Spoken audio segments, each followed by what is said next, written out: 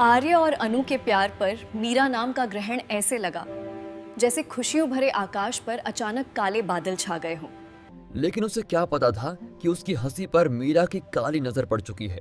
मीरा ने चुपके से आर्य और अनु का जो वीडियो बनाया था, उसकी बेटी ने प्यार नहीं पैसे चुने हैं कि उसने अपने से दुगनी उम्र के अमीरजादे को फंसा लिया है। ये शब्द नहीं, जहर थे।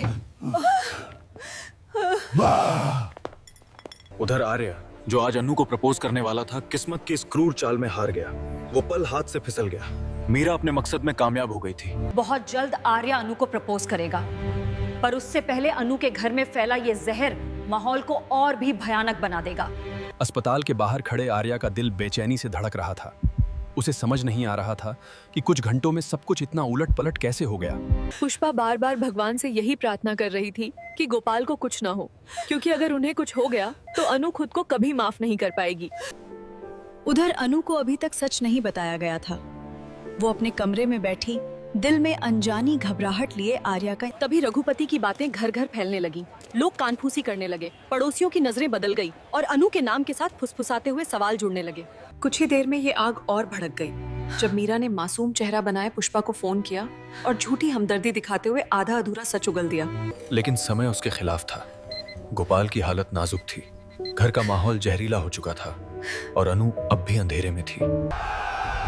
इसी ऊहापोह में मीरा दूर खड़ी तमाशा देख रही थी, ये सोचकर कि उसका।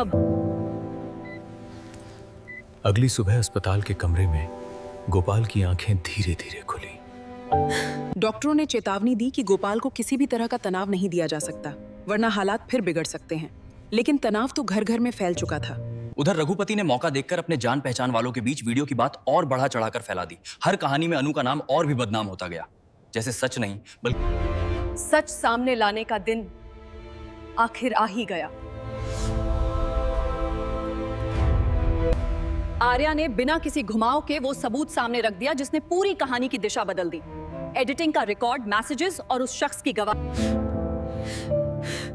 मुझे माफ कर दे बेटी, मैं तुझे समझ नहीं पाया।